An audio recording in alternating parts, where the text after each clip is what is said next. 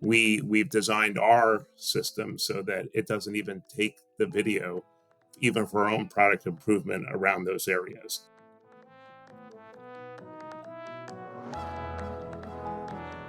The consumer, the customer, wants to choose to share their data because they think they'll get a better discount. That's a different choice than a car company, selling that data to an insurance carrier to impact the insurance on that person.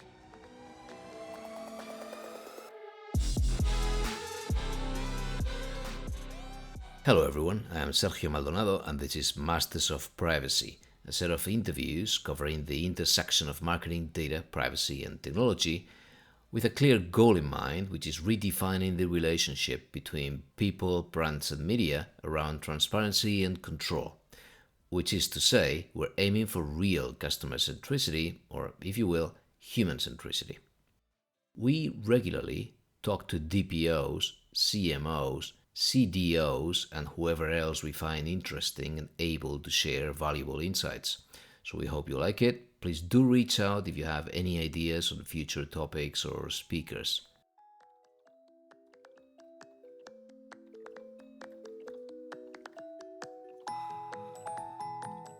Okay, I've been hoping to put together this kind of interview for a while now, as news have been piling up about the terrible data collection or data sharing practices of some automakers. Just to name a few, General Motors was banned from selling precise geolocation and driver data to data brokers in January this year, 2025, by the FTC, after having sold data about millions of Americans that had apparently been tricked into signing up for this OnStar Smart Driver program. Then there was the famous Mozilla report titled Privacy Not Included, in which very big brands from all over the world fared terribly. And then there's been a few data breaches, the most recent of which happened in January, again this year, at Volkswagen, mostly affecting European customers. So we're finally going to review the very concept of privacy by design from the point of view of a connected, software-driven electric car manufacturer, which is Rivian. And we'll do that with Mark Jaffe, who leads the Rivian Ethics, Compliance and Privacy program, which includes ethical culture, compliance oversight, privacy, and investigations. He leads a team of 16 people taking care of all of these angles. Prior to joining Rivian, Mark was Senior Vice President for Privacy at Teleperformance, a global business process outsourcer with over 400,000 employees operating over 80 countries. In that context, Mark had to deal with privacy issues across the world, spending 2 years in Singapore and eventually kicking off the company's global privacy program. Prior to that, Mark spent 17 years at AT&T in global privacy roles as well as global compliance and ethics roles. He's a frequent speaker on a variety of topics related to privacy and ethics and compliance. And I will also add that he has an impressive academic record. Even though Rivian is quite hot these days, people in Europe will not be as familiar with the brand unless you've seen those cute, futuristic Amazon electric vans driving around, which are made by them.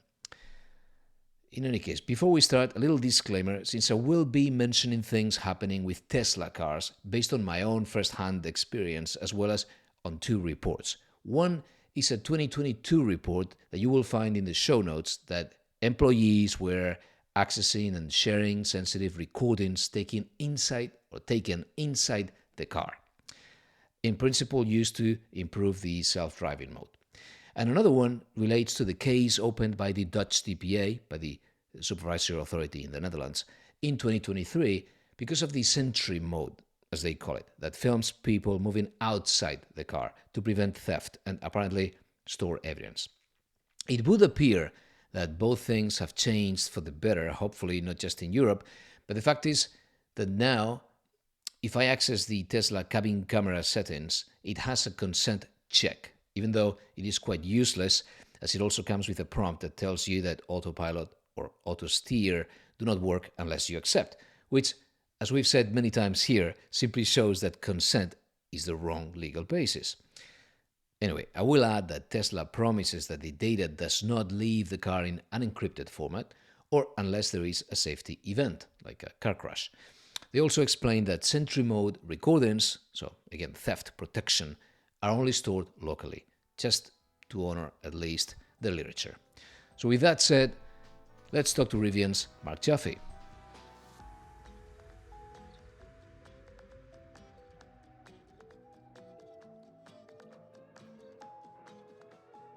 So, Mark, thanks for joining me. Thank you for having me, Sergio. It's a pleasure.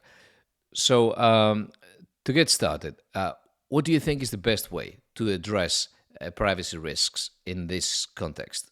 Connected cars. We've had a few scandals, some reports. What do you think is the best approach to this? Yeah, so I'm going to go back to, I guess, the way a lot of privacy people approach this. But I think the most important thing is to be transparent, to build trust, and to give people choice. And it's important for car companies to be transparent about what they're doing with privacy and personal data and provide customers with choice and control. And in these ways, they can build trust with customers about how they use data. Depending upon the factors such as the vehicle features involved, the data sensitivity, the geography, choice could be either opt in or opt out. Obviously, it depends upon the jurisdiction you're in, but I think it really depends upon what is being offered. So, privacy can be a risk can be really complex in the connected car space. Many of the uses of data are designed to provide services, enhance services, and improve reliability and safety.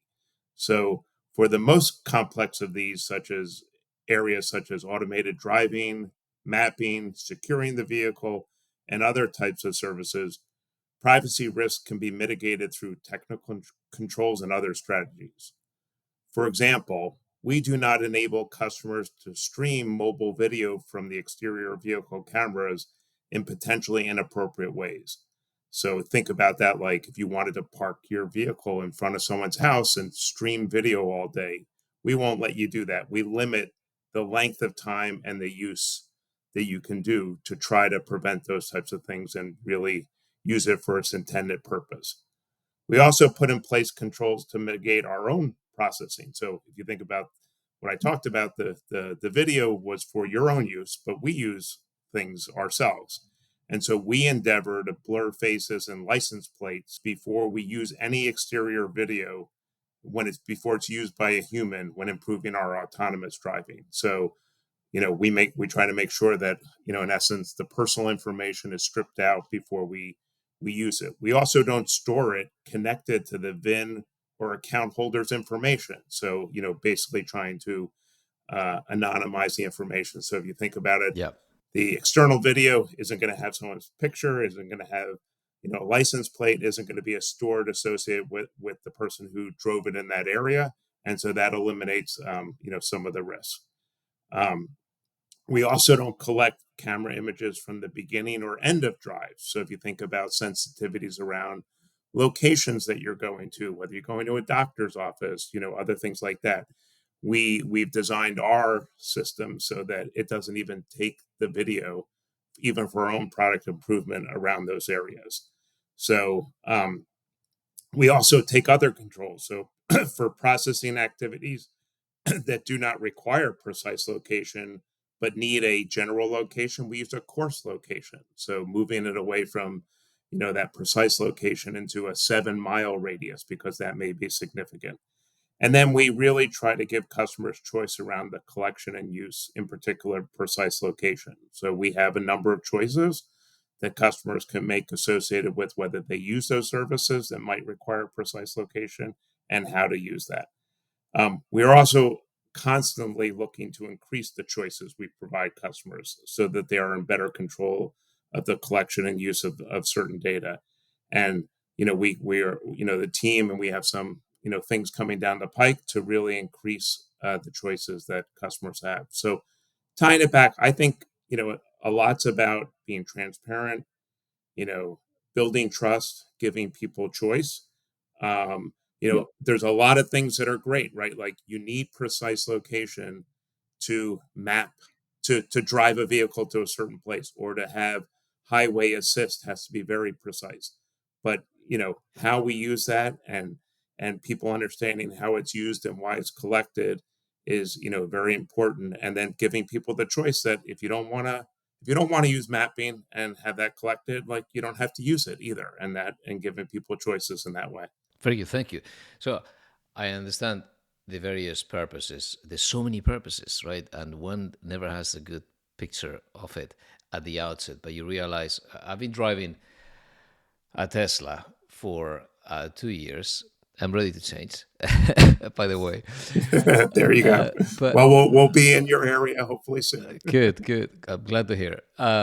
So yeah, and so something that I've appreciated is, so you're talking about streaming video, and there's this Sentinel that's been pretty controversial, right? Where it's filming people that park next to you, and they're sort of getting close to your car, and all of a sudden you've got a video with everyone in that video, the whole family just running around your car. It's recorded. That's interesting. And there's another one which is, I do not like to drive. So I am not the target of the BMW traditional ad, right?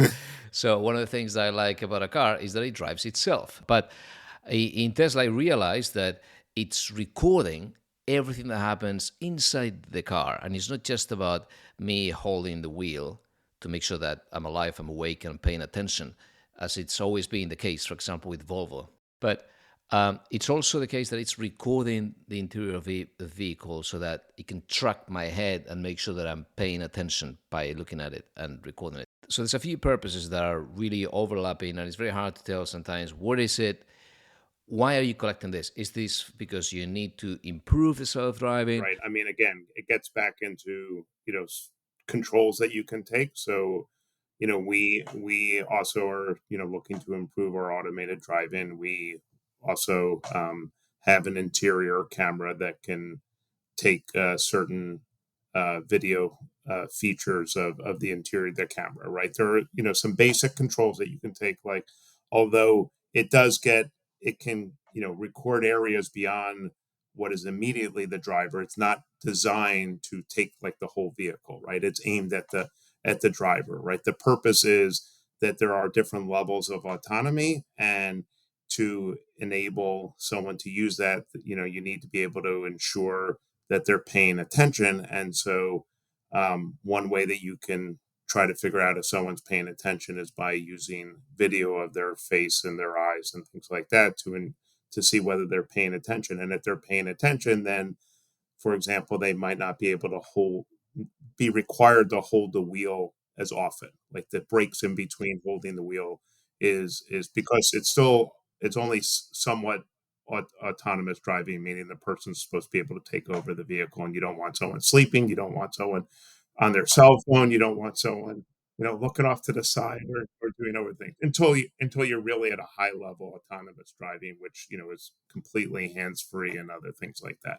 And so that's the purpose, right? And companies like ours spend a lot of time thinking about, do we even, can that processing be done in the vehicle? Can that processing analysis, does it ever even have to make its way to Rivian? And then we also kind of need it sometimes to make improvements so that we better understand whether someone's paying attention. And so, like some of our controls, like I was talking about precise location, we actually have a choice. You can choose, even if you're using a product for and you want to use precise location, we have a separate choice where you can decide to let us use certain data for our own improvement of products. And so we would separate out that kind of thing, so that you're not, again, you have some, as a customer, you have some level of choice of, do you want to help the world get safer by allowing us to use this information to improve a product, so that you know we can make up for the fact that, or at least try to make up for the fact that maybe computers can perform better than humans sometimes related to driving, and or not, and and that's what we're looking at. So that's kind of the way we think about it. But we don't design the camera to look at the whole, the whole family in the vehicle, right? The back seat. I mean, it doesn't mean that it it obviously has to be beyond just the person's face, but it's not really designed to pick up the entire vehicle. And so in our privacy notice, we try to explain what it is doing and how it is doing that. Can you explain what core vehicle data is from a privacy perspective, please? Yeah. So, one thing, and there's been a lot of press about, you know, a Rivian is a connected vehicle, right? Meaning it is really a software enabled vehicle and runs, entirely, based upon its software. And so there's an enormous amount of data that is associated with the vehicle. And so, we collect and process significant amounts of data related to the vehicle and its operation and performance, right? We do this to provide better services, to build better products, and to enhance safety and reliability. Much of this data is not related to a person or a driver, but instead is related to the vehicle, its parts, its functioning, and its performance. So, and think about that like in the sense of like your cell, let's say your cell phone, right? Um, there may be chips with chip numbers inside your cell phone. The company may be interested, does it still connect to the tower? Does it still charge at an appropriate charging? So whether that's really related to the device. That's different than, what are you surfing on the net?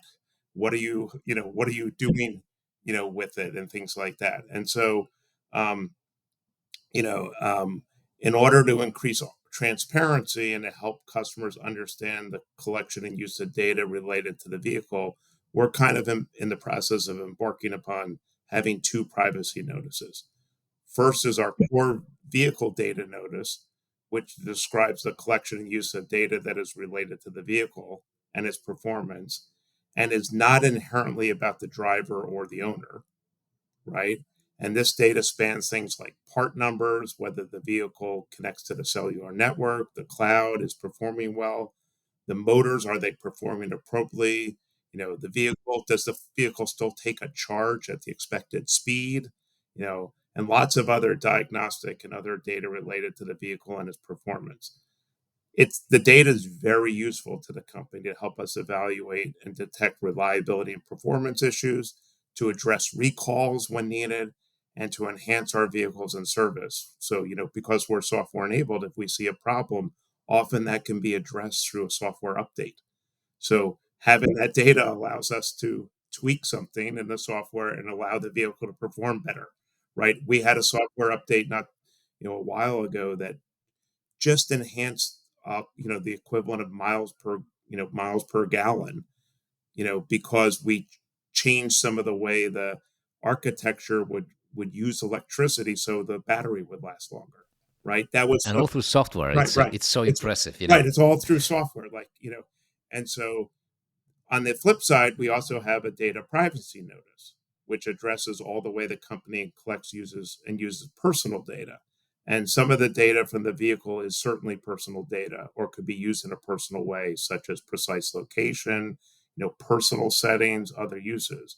And these uses are set forth in the data privacy notice and described in detail.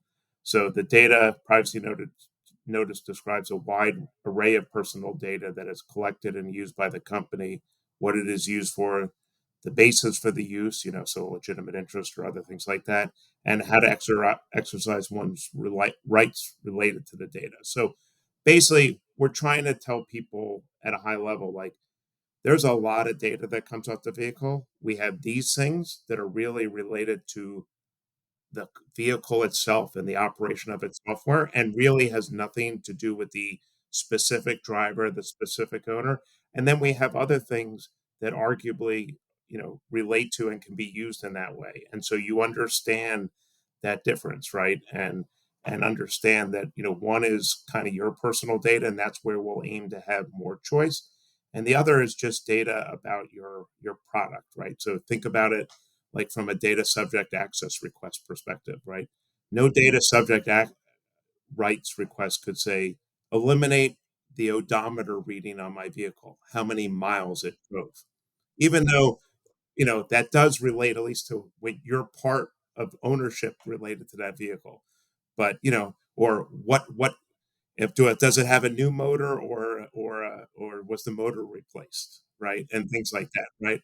Even though that does relate at some level to an owner, right? It's really about the vehicle itself. So we kind of feel that it's important and helpful to customers to try to explain those differences so that people understand, what is important, what's serious, what we're trying to build trust about, and what is, you know, an aspect of having a highly sophisticated connected device that is just looking at how the software and the hardware is performing.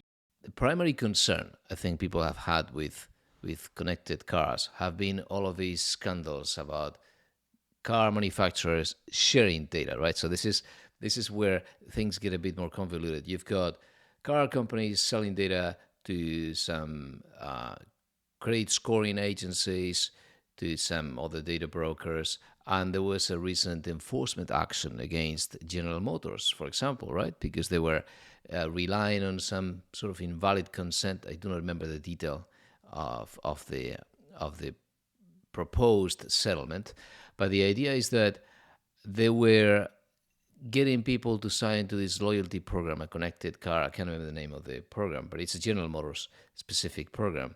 And then eventually using all of that data to, again, to just make some money out of it. So what's your answer to this? There's those concerns. So I'll summarize them. There's one about sharing data with data brokers and third parties, potentially insurance companies, which is also very delicate from a consumer point of view. And then you've got a second one, which is the security concern. For example, the Volkswagen data breach recently, quite big and quite concerning. I think it was 800,000 individuals affected. And the last one would be, I know it's a long question. Let's see if you remember any of this. But the last one is the Mozilla report. It's been around for a while already, and there's a few of your competitors being listed and performing really badly in terms of how they score them, right? Which is specific of the Mozilla report. So again, sharing data, data breaches, and then industry reports.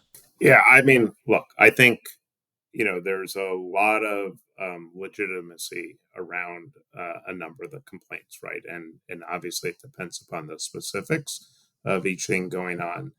Some car companies and have not done a good job being transparent, providing customers with choice, and getting consent when appropriate for customers, or in the case like or even legitimate consent, right? And actually, getting that.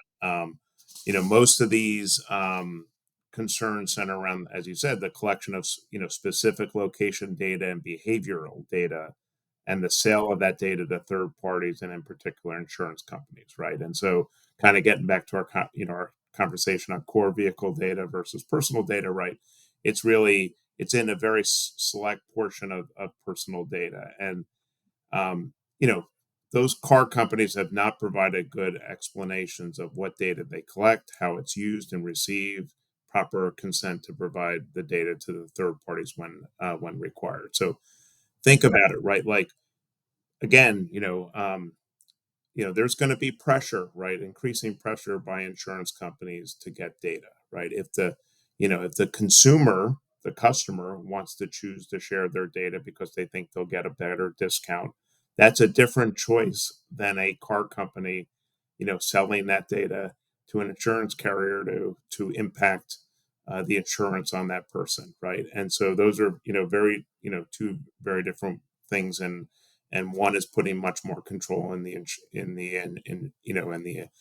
customer, and one is putting that control in the company. For example, we do not sell personal data to third parties, including insurance companies. If we are even dealing in the realm of insurance, we specifically ask our customer if they're willing to let us share information with them. Um, we think we do a good job in our data privacy notice that letting customers know what personal data the company collects and uses, and who that personal data may be shared with.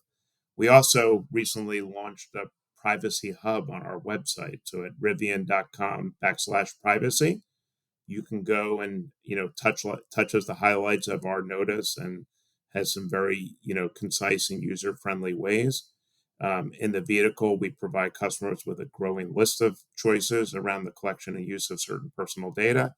Um, and we consider ourselves more transparent. For example, even like when you go to sell your car, you have the ability to, in essence, go back to certain factory settings. So, like your choices and the information you've put into your vehicle um, can be eliminated by you before you sell it to someone else. So you can, you can go and do those things. So um, I think, here a lot of companies have run into the problem of you know, of also the law changing in the United States. And, these practices, a lot of these were set up many years ago, and no one went back and reset it. I think on the security side of things, some of the breaches, I mean, that's a legitimate concern of customers and the public associated with that.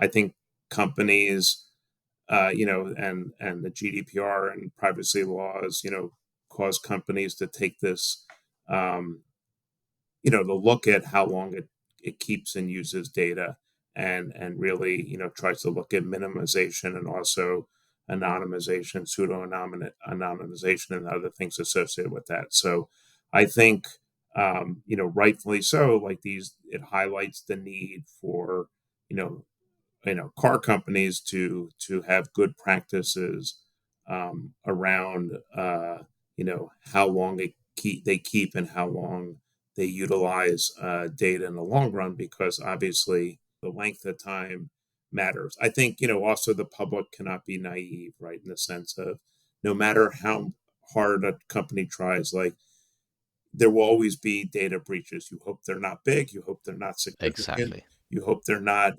serious. But no matter what a company does, no matter what a consumer themselves do, there always going to be some level of breach out there, right?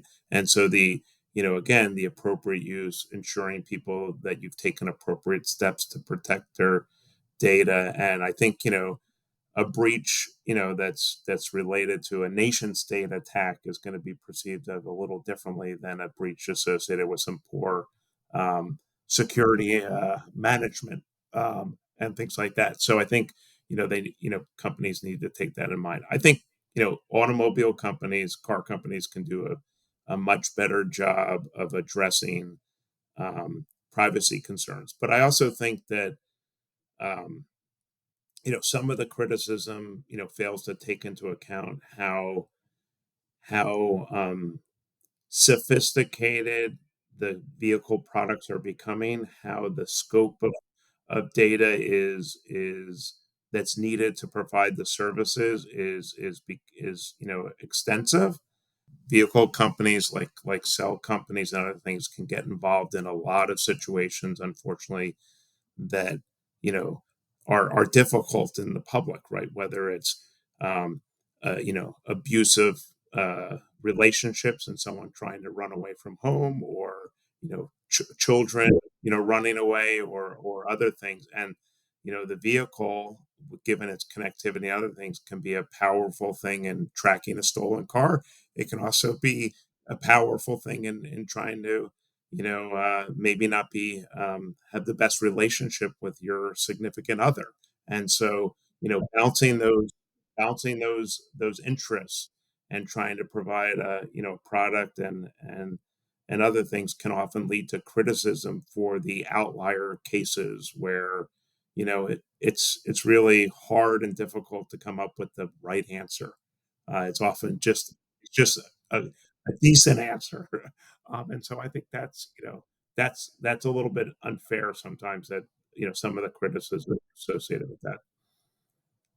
True. People can be very sensitive. I mean, in a way, it's a sort of a house of on wheels. In a way, there's a lot of your life, and the home has always been protected as a very special place for privacy and that expectation, and sort of the car, even in the US even more, right? It's an extension of it.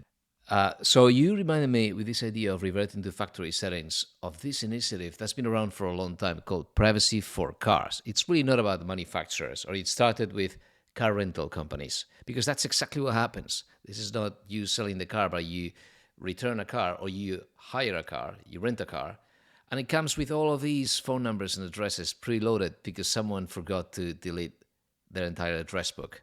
So I see that, and I know that the Privacy for Cars initiative has been around for a while. So clearly there has been a concern, but I wanted to to add one final note. So I've read that some people are hoping for car manufacturers to fall in the hands of the mobile operating systems. I'm not sure how much better that is, but I can say that there's this consumer perception, for example, that Apple protects privacy, right? So I know that, for example, in the Tesla world, CarPlay will not take over the Tesla system, which is a disadvantage in many regards because you lose so many apps and so many features and the history and so on. In other systems, it is a possibility. But I do worry that we give too much to a single company, which in this case is Apple, right? Do you have any thoughts on that? I mean, yeah, I On mean, how much you delegate on the mobile phone operating system? I mean, obviously our software system is, it's not like um, a mobile phone operator, but it's designed to be a system. And as you may have heard, we launched a joint venture with Volkswagen, so this system will become the architectural system for a lot more EVs that are out there in the world, and not just Rivians. I think our perspective is, each of the brands can develop a different relationship with their consumer and decide on those things. One of the things, so we are, the company's looking at, how can we, let's say, how could an individual carry its settings between Rivians? If you could, you have a profile that goes to, that you carry with you, and then obviously, you know, we might say from a privacy standpoint, you should have choice on whether, you want to set that up and carry it with you. The problem is a lot of times the capabilities that are there, and think about your mobile phone, like you can factory reset, but like me, not being technologically, I always have to go to the Apple store to help like reset it. And Rivian will do the same thing. Like you can come into a service center and we'll reset it. Um, and maybe there's some capabilities to do it remote, and we can walk you through how to do that. But one of the things about giving people choice is that they actually have to be educated on how to exercise that choice, and to do it simply. It has to be designed in a way that they can do it simply, and take advantage of those. And so, you know it's like, I'll say, it's like we were talking about, like, the criticism, like, if you design a product that give people choice and then they have to exercise it, and then the stuff isn't eliminated because the person didn't choose to do that, um, is that on the manufacturer? Is that on the consumer? At what point, should there be an intervention to, make it happen nonetheless, right? And so, these are, but I think there's a little bit, uh, there's a lot of, strong uses and really dynamic issues about, way vehicles are going, that can really help both consumers from a lifestyle standpoint, but also enormously from a safety standpoint. That, I think we just need to be sensitive that the public interest here is great, and that hopefully, at least our perspective is that car companies like ours, automobile companies like ours, will be able to provide enough transparency and choice and build trust with customers, so that, just like Apple, has that reputation, that there'll be automobile companies that have that reputation, and that, that may be, who people want to deal with more than a company that may not have that reputation for the way it handles its data. And that's the perception I'm getting, that you really take privacy by design seriously. Transparency, control, data minimization, all of the right building blocks seem to be there. Mark, thanks a lot. Thank you. I appreciate the opportunity. Okay, that's all for today. Follow us on Blue Sky and in the Masters of Privacy Altogether profile, you will find the starter pack, which includes the feeds of all of our past guests. There is also a Masters of Privacy LinkedIn channel, which I invite you to follow, where you will find links to our transcripts, cheat sheets, and other surprises every now and then. Our main website is mastersofprivacy.com. Thank you for listening.